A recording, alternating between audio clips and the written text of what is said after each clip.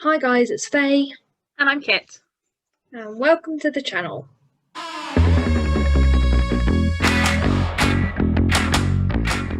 So today we're going to be looking at all the different things we've learned through our writing experience. So obviously Faye has a lot more experience with writing than I do, but I have definitely learned some mistakes along the way.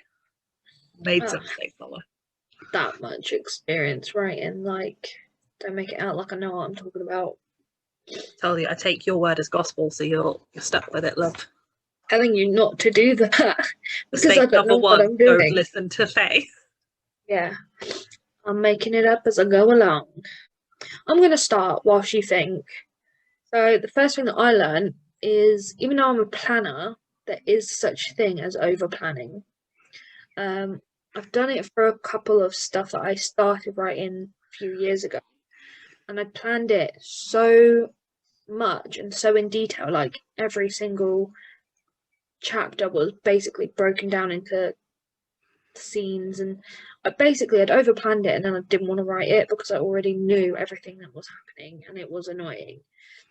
So for me, I found the in between, which is called a plantser, is a thing apparently. So I plan enough to be able to write, but I don't ever know everything. So if you've watched some of our videos before, I think I've discussed, I plan as a start, a middle, and an end. So I know generally what's happening, but there's big blocks that I kind of see how it goes. And that works for me better. I have a similar thing where I've tried to plan it out in the past and then find that I've got bored of the story because I've put all this effort into planning it. But I kind of went to the opposite extreme where I have like a very, very vague idea and then I just kind of smash the keyboard into words and hope for the best. Yeah. But I Also, think one thing I have learned is it's worth having. Sorry, I've got really bad hay fever at the moment. It's same. having, It's yeah, fine. it's having a bit of a plan because otherwise, what we can do and what I know I've done is you start one place and then kind of veer off on this tangent, and the tangent ends up being the whole book because you don't have time to go back for the rest. Yeah. Another thing that I've developed, learned, or whatever is so I'm quite OCD. Don't know if you've been able to tell. Never. Uh, shut up. But I used to force myself to write in chronological order. So I used to give up because I was stuck on things that I wasn't really excited about. But with the book that I actually completed, I wrote, yeah, that's the correct tense. It sounds weird. I wrote a few scenes that I was excited about out of order and just had them in a different part of my. So I use Scrivener, I had them in like a notes bit, and then when I got actually to that scene, I edited them slightly so it fit into the scene as it was. So I think I had one scene where I was introducing one of the characters in that scene, but I'd actually ended up introducing them a few chapters earlier. So like minimal editing. But yeah, don't have to write in chronological order as much as it hurts me to say that. An odd scene here and there. I think one of the biggest things I've learned is that it's okay to make mistakes. It sounds really cheesy, but like I would start writing because I've got multiple points of view in my story. I would start writing from one character's point of view and then realize I didn't have enough from his viewpoint to fill a whole chapter. And then I'd be like, but I've written, I don't know, 3 or 4 pages. I don't want to just scrap it. But then there was nowhere else it could go. So it's okay to just get rid of it and start that chapter again. Because the amount of times I just kept trying to push through and was like, I'll just have a conversation I don't need to fill the space. And it's not worth it. To be honest, with that, I would have just, like I said with my stuff, taken it, put it into like a notes bit out of the actual novel. I know that you use Word, don't you, to write, so it's a bit different. I would have taken that chapter, put it in a separate document as a placeholder thing. You can always add it in later if it's still Yeah, necessary. I've got an outtakes folder that I kind of shove in all the bits I take Random. out. But I definitely know that there's a couple bits that I've kind of written past that part now and it needs to go. Nice. Oh, do you know what one that we're both bad at? That I think we're getting better because you told me that you did it the other day. You don't have to focus on one project. If you have an idea, start it. If you've got the motivation and the inspiration, just start it. Just write it down. Start a prologue, write the first chapter, do whatever. You don't have to force yourself to stick on a project just because, like us, we're like, well, I've started it. Now I've got to finish it. Finish it. Yeah. If I start something else, I won't finish it. Okay, to write a few chapters of something else and then come back to it. Like 100%. Yeah, we had this conversation the other day makes where you I was feel like, so much better, doesn't it? I literally cannot focus on my current project because my brain is stuck on this other idea. But I was so terrified of just writing it down because it was going to get sucked into that one. But actually, once I'd written the prologue on like the first page of the first chapter, I was like, no, I feel that's safe now. I can come back to this project. Yeah. I mean, I do it a bit differently because obviously I plan beforehand. So I go, okay, I'm going to put this project that I'm writing aside and just plan out this so that I've got it there for when I want to write it. Or sometimes I'll just write the first chapter or whatever with some planning as well. And then I can be like, okay, that's set. I've got everything basic that I need planning wise to come back to that now. Another thing I learned the hard way is if you start a project, keep hold of it. It doesn't necessarily have to be on your laptop. It could be like on a hard drive or a memory stick or print it out, shove it somewhere. The amount of times I've gone, I've got this really good idea, but I feel like I worked on something similar before and then I've gone to look at it. And because I hadn't touched it in a month or so, I deleted it. And then I was like, oh, I'm a so hoarder annoyed with myself. This is what I wish I'd done, and what I've started doing now is I've got a pen drive that I put everything I start onto so I can come back if I get a similar idea. But there was one idea that I came up with a little while ago, and I was like, I know I had something similar, and I'd written like 5 chapters for it, but I'd deleted it because I didn't think I was ever going to get back to it. So I was like, I've never done that. I'm such a hoarder. Start from scratch. See, I'm really bad. I throw away everything. Documents. Clothes. Like if I don't look at it for like a week, it goes straight in the bin, and then I go, well, I needed that. You should see the mess of my Google Docs because that's just easy. I can do it on my phone whilst I'm in bed and just like type up ideas. It's such a mess. There's like 12 documents. That's project A, project B, project C. Like just because I don't have a name for them, but it's an idea. I've got a notes folder on my phone that just says story ideas, and I think the first line is something, a name for a planet. That's all I wrote down. It's just an idea and I had to write it down somewhere. But yeah. Do you know what I think the best advice that you should take, everyone who's starting to write? Don't listen to other people's advice. Is literally the best advice.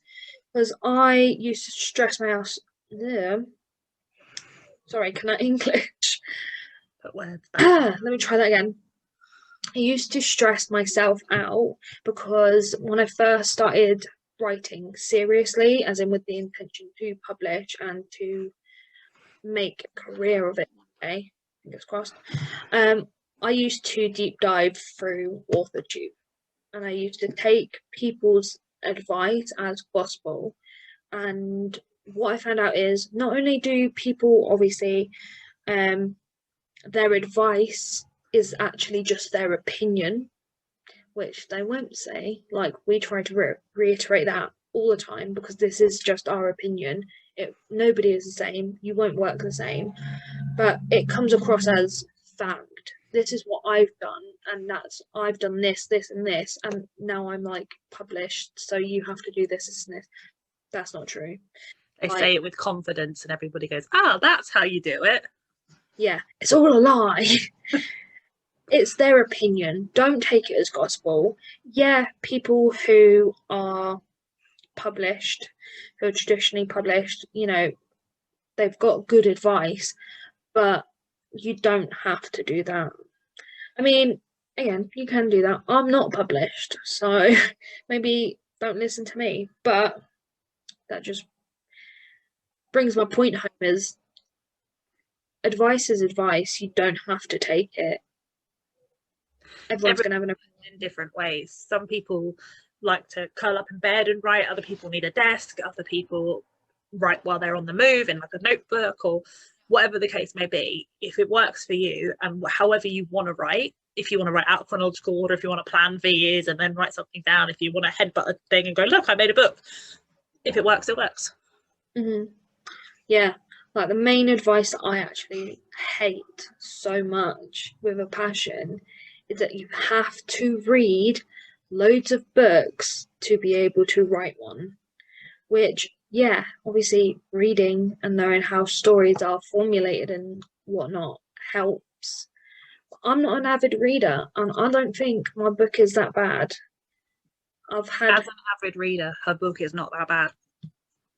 It's pretty you good. know, you can learn how to formulate a story and how to write without having to read 20 books. Another one that I hate is people are like, you have to write every single day. Yeah. No, you don't. And I find as well, if you force yourself to write, it normally is rubbish. And then you end up just deleting it and rewriting it anyway. And then you've wasted a bunch of time. Like, I know you have to edit and stuff, but I just think forcing you, again, this is just my opinion. Don't have to take it. You can, if you write every day and you force yourself to write and you find that helps, perfect. That doesn't work for me. That doesn't work for Kit. You know, No, everyone's different. I might have seen on my Twitter, I put something up probably about 3 or 4 months ago now that was saying that I was really struggling with like motivation and creativity flow, and everyone's response was to give yourself a break. And I was like, I don't want to, I need to get this project finished. And actually I was so glad that I listened to people, because I just kind of gave myself a week or two where I went, I'm not going to look at it, I'm just going to read, I'm going to watch shit on TV, I'm going to chill out. And then when I went back to it, I was actually motivated to go again. So don't be afraid to give yourself a break if you need one. So basically, the biggest part, I think, of not only things we've learned writing, but things we've learned becoming adults. I guess if we're classed as that. Barely. Just legally, we're classed as adults. Functionally. That's how much of adults we are. We don't know how to words.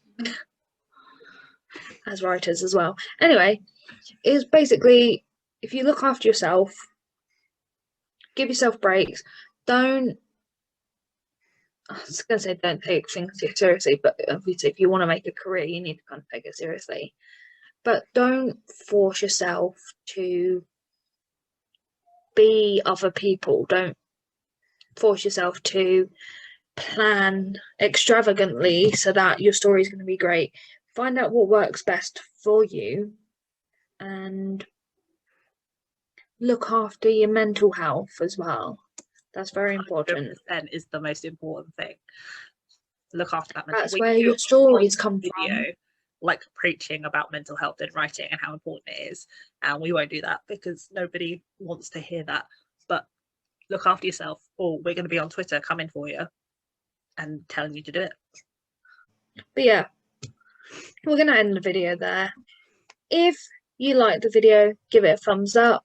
Leave us a comment down below. Obviously, let us know if there's any things that you've learned as a writer. Obviously, Kit says that I've been writing for ages, but I actually haven't really. I've finished one book and it needs some heavy editing. So, still more than me. You guys have any advice, any things that you've learned? You know, if you've been writing longer, if you're published, if you're self-published, if you're traditionally published, if you've anything, just leave a comment down below. We want to hear from you. As always, our social medias will be in the description. If you like our videos, hit the subscribe button and the notification bell if you want to know when we post. We are trying to post every Wednesday, so I guess we'll see you next week. Bye! And then are we going to stay and have a chat afterwards for a little bit? Yeah, if you want to stay and have a chat, I'll have a chat to you. I'll allow it. No, I don't. I hate you, actually, so... Leaving that in. Abuse. Tried to tell you this way.